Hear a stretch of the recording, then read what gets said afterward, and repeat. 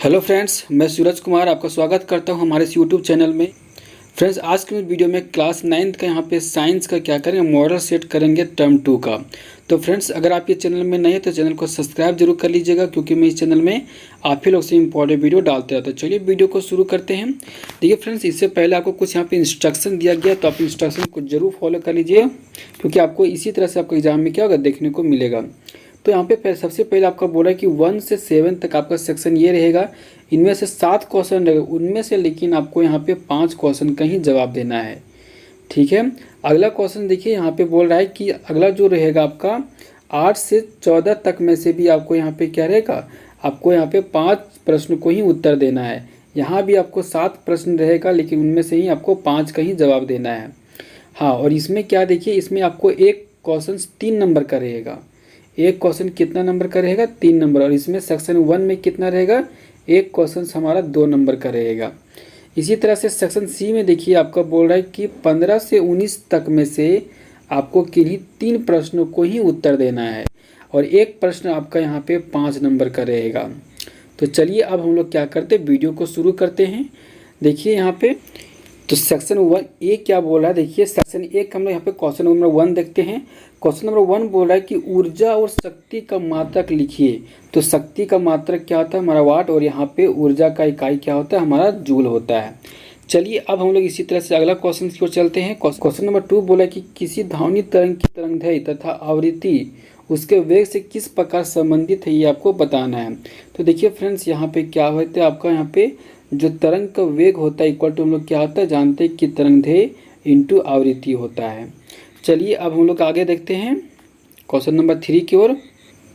Question number 3 बोल रहा है कि आपका H2O का आणविक द्रव्यमान का परिकलन करें।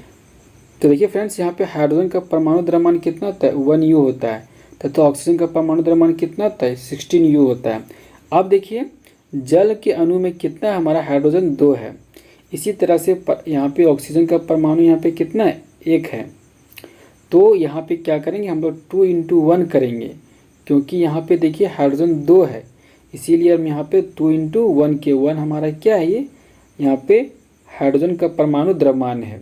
इसी तरह से हम लोग यहाँ पे क्या करेंगे, 1 × 16 करेंगे, क्योंकि ऑक्सीजन कितना हमारा यहाँ पे 1 है, और यहाँ पे देखिए इसका परमाणु द्रव्यमान कितना होता है, 16 होता है। तो 2 × 1 और यहाँ पे 1 × 16, तो जब इसको जोड़ेंगे तो कितना जगह हमारा ये 18U हो जाएगा। अगला क्वेश्चन देखिए, क्वेश्चन नंबर 4 बोल रहा है कि 1 मोल से आप क्या समझते हैं, इसको बताना है। तो देखिए किसी पदार्थ में क्या होता है कि 6.022 × 10⁻23 कण को हम लोग यहाँ पे क्या कहते हैं, 1 मोल कहते हैं हम लोग। अगला क्वेश्चन बोला है कि नाइट्रोजन स्थिरीकरण किस जीवाणु के द्वारा किया जाता है। देखिए जो राइजोबियम जीवाणु होता है वो क्या होता है, नाइट्रोजन को स्थिरीकरण यहाँ पे करने में मदद करता है।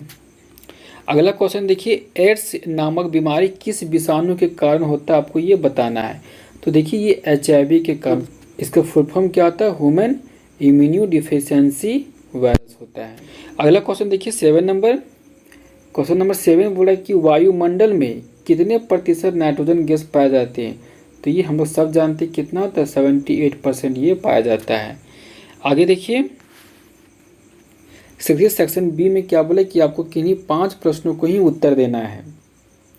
इसमें आपको कितना टोटल रहेगा, क्वेश्चन 7 रहेगा, जिसमें से आपको 5 का ही आपको क्या करना है, आंसर देना है। आगे देखिए यहाँ पे क्वेश्चन नंबर 8 बोल रहा है कि 1 जूल को परिभाषित कीजिए और उस भौतिक राशि का नाम बताएं जिसका SI मात्रक जूल होता है। 1 जूल 1 न्यूटन बल को बल की दिशा में 1 मीटर दूरी तक लगने में किए गए कार्य के बराबर जो होता है, हम लोग यहाँ पे उसको 1 जूल कहते हैं ऊर्जा, और यहाँ पे कार्य का मात्रक क्या होता है, हमारा जूल होता है। अगला क्वेश्चन देखिए क्वेश्चन नंबर 9।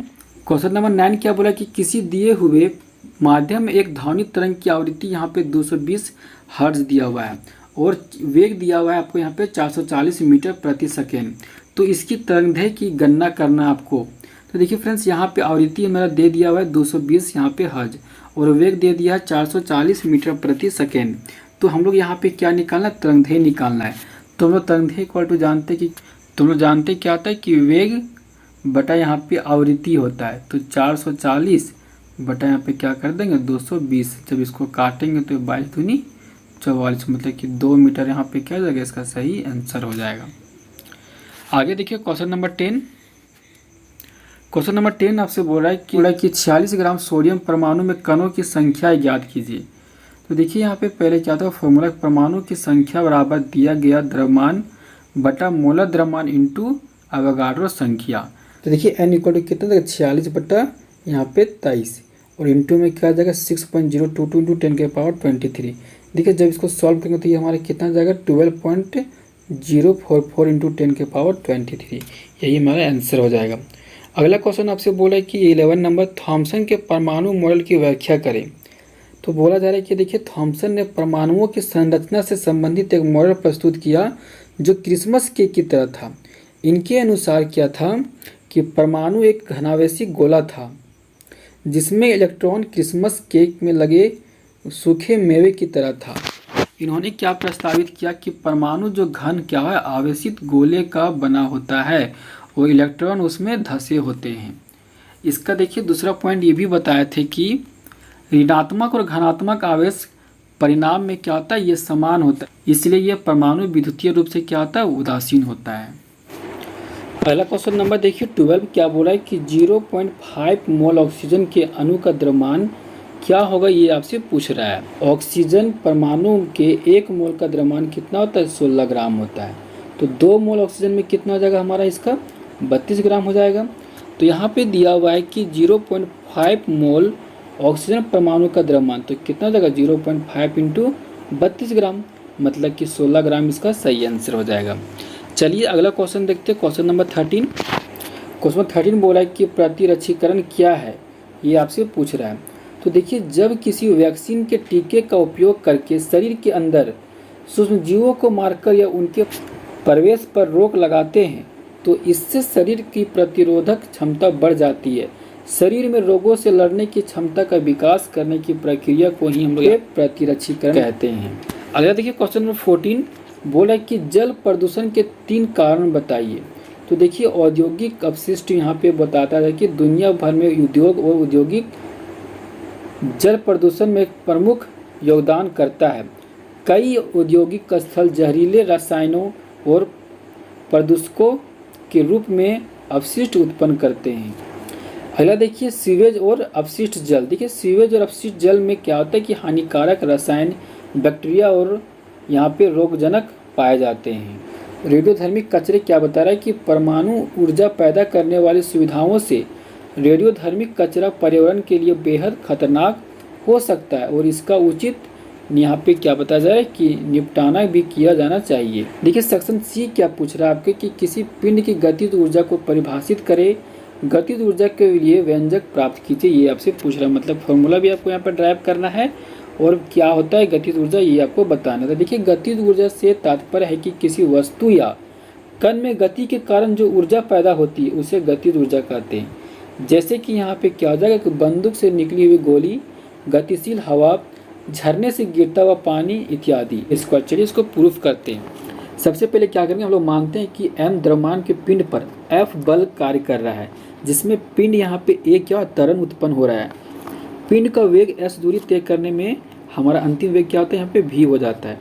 तो आगे देखिए तो प्रारंभिक वेग हमारा कितना जगह है तो 0 हो जाएगा, u मतलब हमारा यहाँ पे 0 हो जाएगा। तो अंतिम वेग हमारा v है और त्वरण यहाँ पे हमारा a हो जाएगा, दूरी s हो जाएगा। तो चलिए देखिए तो बल इक्वल टू हम लोग जानते हैं कि आप लोग F इक्वल टू क्या होता है ma होता है। F इक्वल टू क्या होता है ma होता है। तो हम लोग जानते हैं कि कार्य इक्वल टू क्या होता है बल इंटू दूरी। तो बल यहाँ पे F होगा और दूरी हमारा क्या होगा s। तो देखिए अभी जस्ट हम आपको बताएं कि F इक्वल टू क्या होता है ma। तो F के जगह पे हम लोग ma पुट कर देंगे और s को एज इट इज रखेंगे। तो अब देखिए जो ये m इंटू as हो जाएगा तो as को हम लोग यहाँ पे क्या करें एक साथ रख रहे। क्यों?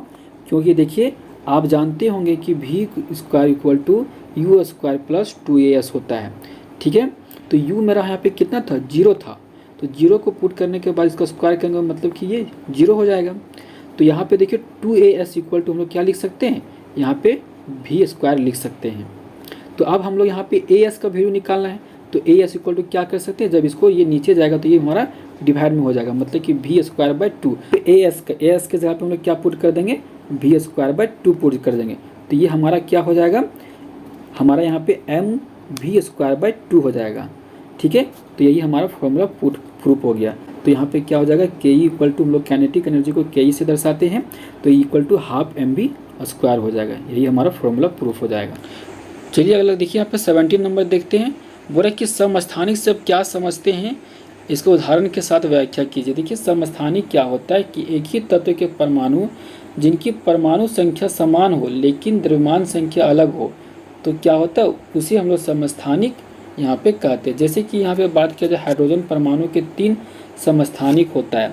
कौन कौन, तो प्रोटियम, ड्यूटेरियम और ट्राइटियम होता है।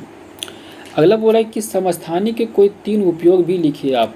तो देखिए यहाँ पे कुछ दिया गया है। यूरेनियम के एक समस्थानिक का उपयोग परमाणु भट्टी में ईंधन के रूप में होता है। दूसरा देखिए, कैंसर के उपचार में कोबाल्ट के समस्थानिक का उपयोग होता है। तीसरा बताया जाए, घेंघा रोग के इलाज में आयोडीन के समस्थानिक का भी उपयोग होता है। अब देखिए हम अगला क्वेश्चन चलते हैं।